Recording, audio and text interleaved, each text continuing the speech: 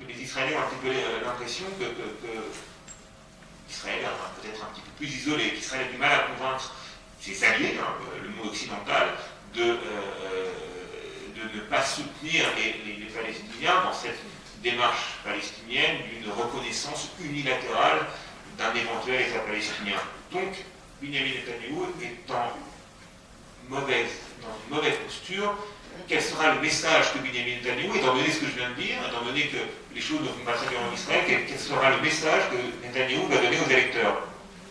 Eh bien, le message sera suivant: je suis le seul, va nous dire Netanyahou, à être capable d'exercer les fonctions de Premier ministre. Je suis le seul à bénéficier de suffisamment d'expérience politique. Et effectivement, on constate que, vous savez, lorsque les sondeurs, en période préélectorale, interrogent les Israéliens, ils leur posent deux questions essentiellement. La première question: pour quel parti avez-vous l'intention de voter? Et la deuxième question: qui est, selon vous, l'homme ou la femme politique le plus apte à exercer les fonctions de Premier ministre? Alors là, bien évidemment, Netanyahou est très largement au-dessus de tous ces éventuels challengers, de tous ces éventuels concurrents. Très largement au-dessus. Au dernier sondage, il était à 35%, mais ce qui est important dans les sondages, ce n'est pas simplement le sondage qui a été fait à un moment X, c'est surtout les tendances, les évolutions. Et lorsqu'on observe les tendances et les évolutions, eh bien on constate que, concernant ce critère d'adéquation au poste de Premier ministre, là aussi, on constate une érosion de la côte de Benjamin Netanyahou, qui reste largement au-dessus de ses concurrents, encore une fois, mais une érosion. Son principal concurrent dans l'opposition, en tout cas, Herzog, le chef de file des travaillistes, lui monte. Il est autour de 17%, Netanyahou autour de 35%, et le reste, en fait, se partage de miettes, que ce soit Lieberman, Lapid, Livni ou Naftali Bennett, ils sont à moins de 10%. Ça, c'est pour les personnalités, pas pour les partis politiques. Parce que pour les partis politiques, là aussi, la situation pour le Likoud peut être un petit peu inquiétante. Le Likoud commence cette campagne électorale avec des intentions de vote qui lui accordent 20-22 sièges sur les 120 que compte la Knesset. C'est pas beaucoup, c'est quand même le premier parti, c'est peu.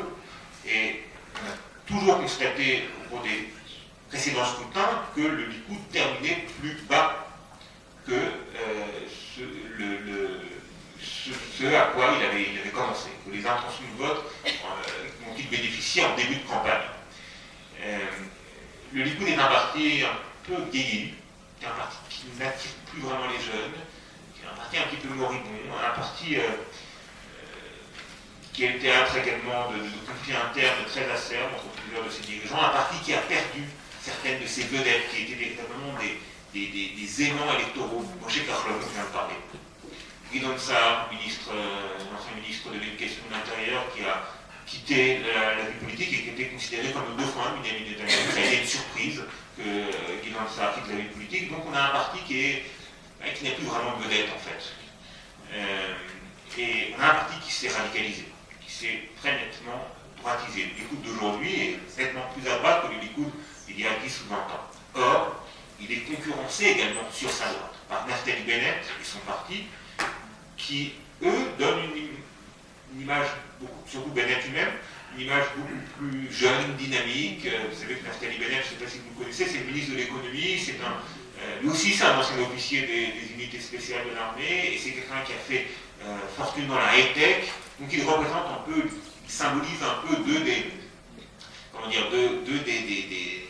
rêves de l'israélien moyen, les unités d'élite de l'armée, et puis la réussite dans la high-tech, le sacrifice pour la patrie et la réussite individuelle. Ça parle beaucoup à beaucoup d'Israéliens, ça parle beaucoup à beaucoup de jeunes Israéliens. À tel point que vous avez beaucoup de jeunes Israéliens non religieux qui sont prêts à voter pour Naftali Bennett, donc parti, et l'émanation moderne du nationalisme religieux, du parti sioniste religieux. Et Bennett est quelqu'un de très intelligent et il essaye avec un certain succès de dépoussiérer cette tendance politique-là pour la rendre plus attractive, pour en faire un parti de droite moderne qui est de moins en moins axé sur la religion, mais plus sur une version un peu plus moderne du nationalisme à l'israélienne. Et ça marche.